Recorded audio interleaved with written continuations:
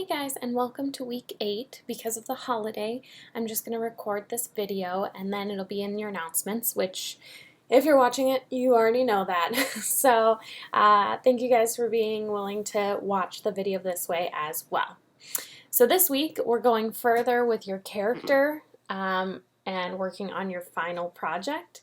I'm really excited for this phase because you actually get to kind of explore the main person that your story is going to revolve around, and you're growing your ideas from there.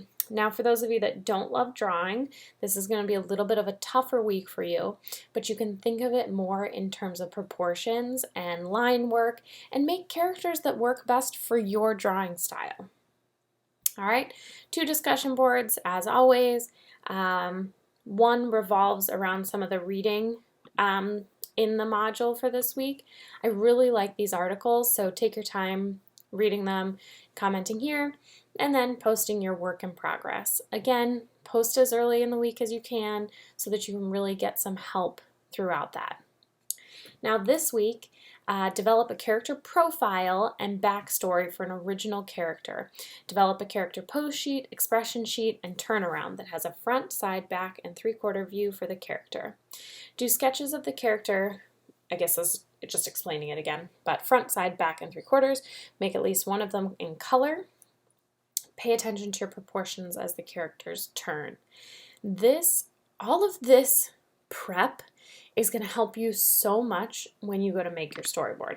So you can do this on the computer, or you can do this with pencil and paper, but no matter how you do it, you need to use guidelines. So if I have, for instance, I've just done character turnaround to show you some examples, but with this character, if I take a ruler, the top of her bun is always going to be at the same spot. The bottom of the bun will always be at the same spot. Where her shoulders are will always be at the same spot. Where her hips are, where her feet are. We sometimes have a tendency of, and this is really hard for hand-drawn animators, you lose the proportions as you draw them again. I mean, we're not meant to be perfect every time we draw something. So what I recommend you doing, here's your front, here's your side, the middle one here, here's the back. I would do a 3/4 towards the camera. It doesn't need to quite be that far. It would be something along the lines of this one or this one. Tendency, I tend to draw them this way, but either is fine. But I would say draw a straight on front view of your character. That's what we're generally the most comfortable with drawing. And then set up your guidelines, set up your rulers, or if you're using pencil and paper, just start drawing lines for important things, like where the bottom of his chin is, where this top tuft of hair is, where his hands go all the way down to, where do his shorts end, where do his shoes start. It can get a little messy with lines. Sometimes what you can do is, if you are using paper, you can use a sheet of transfer paper or wax paper on top and draw your rulers that way, or draw your character on that paper and have the ruler lines underneath. If you have Illustrator or Photoshop, whatever you're working with, you're going to hit Command R, and that brings up your ruler system, and then you're going to click inside the ruler and drag down. So for instance, if I have my character's head is that big, let's say their body, they've got some feet. I'm just going to copy this one to keep it simple. Okay, so then I would use the rulers and say, okay, the feet are always going to be to here, the bottom is always going to be to there. Then when you go to do your side view, you already have, and this is what I was talking about for people that may not be as interested in drawing, you already have this set up for you. So you can just say, okay, well, the head is going to be to the side now, but I know it has to go from here to here. Keeping it all really clean and in alignment. And again, one of these should be in color. Pay attention to your proportions. Now, a pose sheet. 10 poses for your character. Try to focus on what you're going to use in your animatic and in your storyboard. So again, what all of these pieces are doing is providing you all of the information you're going to need to create your storyboard and your animatic. So if you're like, I have to draw my character at the side, but I'm not really sure how to, you already have it done. Or these poses. You're also going to do an expression sheet. This is really helpful because, when we're dealing with emotions, a lot of times it's in our face. So you want to kind of explore, what does this character look like in these different emotions? Okay. Character pose sheet.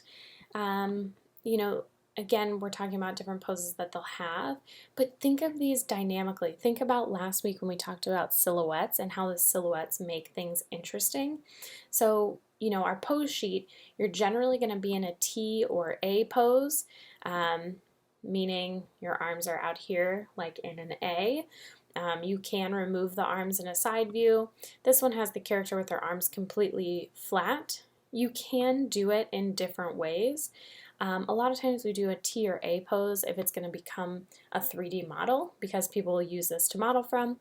Since we're using it for storyboarding, you have a little bit more freedom. But I wouldn't just do a character standing, in a normal way. These, you're seeing that there's movement, thinking about the spine as a line of action. It's giving character. It's not just standing there. Okay? And a character expression. Okay, these are going to be close up on the face. I have a tendency to write, just written like this one, what the expressions are, just so it's a little guide for you. So this gives you a chance to really flesh out your character. What do you want them to look like? How do you want them to react? How do you want them to move, etc. Just a tip for the following week, we're going to write the full synopsis and script. So once we are beginning this character idea, you need to develop who this character is. So I saw this, a character profile. Okay, good writing starts with good characters, and characters and story are best friends, right? You want them to go together, you want to be interested in both of them, but sometimes it's hard to be like, well, how do I create that? How do I give depth? How do I, we talked about relatable last week. Well, a character profile is going to really help this out. It helps you flesh everything out, get all the ideas, figure out all details so you don't have these missing loopholes in your story.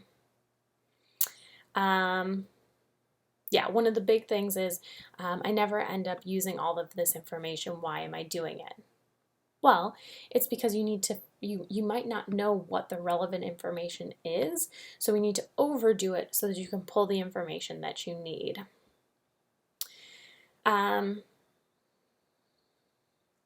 Building a character profile, right here, builds a holistic picture of your character in the context of your story. With this in mind, we built a character worksheet in 3 parts. Treat the person like an apple. They're going to have the skin, the flesh, and the core, otherwise known as their physical appearance, backstory, and psychology. This is how they recommend that you go about this.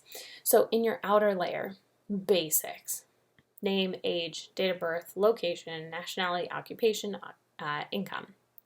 Physical appearance. Okay. This one is really interesting. We are going to do an animatic, but we won't be animating these. But it's cool to think about characters and distinctions, like how they walk. And you may want to try to see if you have a full-length mirror, but walk towards that mirror and walk away from it and see how you actually walk. How do they communicate? This is important because you're going to have some written dialogue. I can assume you might not, but so how is this dialogue going to be delivered? What do we need to put into our storyboard? And what I can do is I can put these 2 links in the announcement with these videos so you guys can look at it further. Characters are a product of their environment. Just like we are, environment makes a big difference. So going into their past, how did they grow up? What was important? What was their family like? What was, happy, sadness? And again, you might be like, this is stupid. Why would I need to know their earliest memory? And you don't have to, these are guides for you. You don't have to go through these and answer everything, but to think about things like this, it's really interesting because maybe now in your story you're like, I need a flashback, and then you've got this early memory that might build to your story. Go fully into their family, relationships, what's their role in relationships, and then the psychology. Now this, the physical and the environment and all of that help us with drawing, but the psychological can really help with the story. Present and future. Okay, and this one, same. The more kind of you look at these and just get a main idea, the easier it will be for you. Again, I'm not saying you have to print this out and fill out everything. That's completely up to you. But you really want to explore this character and how they would react. I kind of think about like actors and actresses when they get a role and they like fully invest themselves into it. Maybe they always act like the character, or they try not to break character, or they do so much research that they're not acting, they're just reacting as the character would. Okay? So, just as a recap, you need a lot this week. So, character profile does not have to be all of these questions in any way, shape, or form. Just give me a little bit of a document with the basics of your character. If you want to go as basic as possible, I want the first kind of name, age, like environment where they are, what time period it is, maybe a little bit about their family and their backstory. If you don't want to answer it in little mini questions, you could just tell me, Sue is a dinosaur growing up in, I don't even know, whatever year, and she's lost. She doesn't know her family. Get a little Finding Nemo vibe from Dory, but you know what I mean? So just write a paragraph of the story. Quality, not quantity. If you give me 10 pages, but it's all not really helpful, that's not going to matter to me, but if you give me solid paragraphs that are filled with character information, that's better. Character pose sheet, expression sheet, and the turnaround. Turnaround must have front, side, back, and 3/4. Again, so you should have 4 views. They should be straight front, straight back, straight side, and 3/4, all with rulers and lined up. One of them should be in color. Pose sheet, you should have 10 poses. Don't just give me standing. Think about attitude. Think about how they would do things. Look, if you're trying to develop your story kind of at the same time, think about what positions the character might be in. Expression sheet, I like to really look at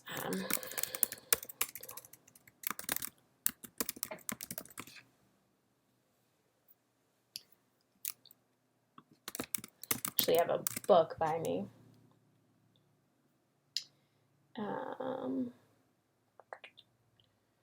Of course now I can't. It's called Stop Staring, but it's really interesting to look at images of human faces and human emotions. Let's try emotion. So if you do some research into this, you can see how we carry our eyes, our cheeks, our mouth, and how all of these move. So 7 basic human emotions, if you want to go for some of these, you can, but it talks about the meaning and why we do things that we do. So again, brows, eyes, nose, mouth, cheeks, how our muscles are structured to form these feelings. And then of course with your characters, you can exaggerate these things as well. So a smile could be just like a little quirky to the side smile, or it could be huge, showing a million teeth, or whatever it is that you want your character to have or do. Okay, so this week is a lot of freedom. I don't want to do too much in this lecture to push you in one way. Of course, feel free to email me and we can talk about your character or your idea. But really, this is a lot about creating lists. And that's generally when, you're writing a story. Some people like to just start, dive in, and write. Others do bullet points, kind of start with a list and form it from there. I would recommend doing the bullet point route. So, you want to get, your creative juices flowing. You want to brainstorm. So think about keywords about your story. Then you can kind of develop each thing. Think about it in order that it would come in. So we have our main character, and you're doing a lot of detail jumping into that with this, but think of the other characters that are going to be in the story. How are they important? What matters? What are they made of? Are they human? Are they, whatever. So think about any character. These, I do not need character profiles at all.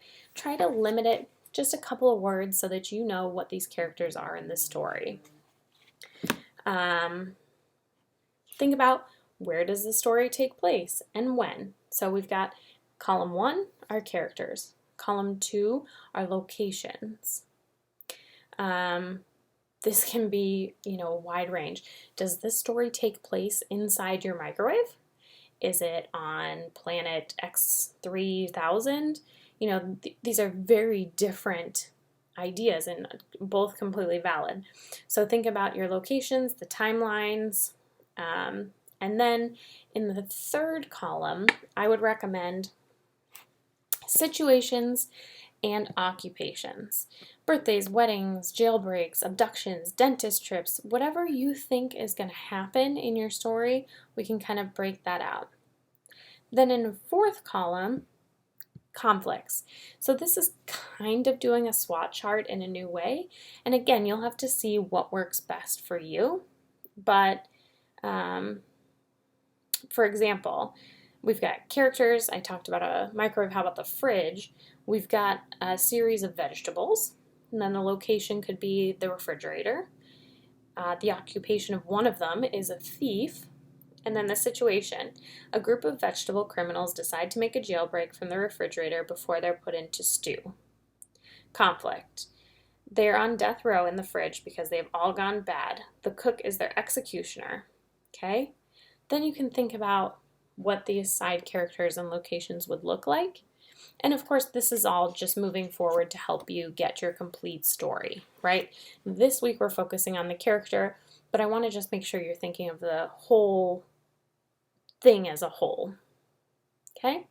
Your story should always be told by the most interesting character. So sometimes we have the story told by a character, sometimes we have it told by a narrator, but about the most interesting and important characters. Okay? So right now we're doing a lot of research. You should gather some references, get a notebook or a Word doc or a Pages doc or whatever you want to do, and write out all your ideas, and then we can refine from there. Okay? So let me know if you have any questions, and I look forward to seeing your characters, and have a great week.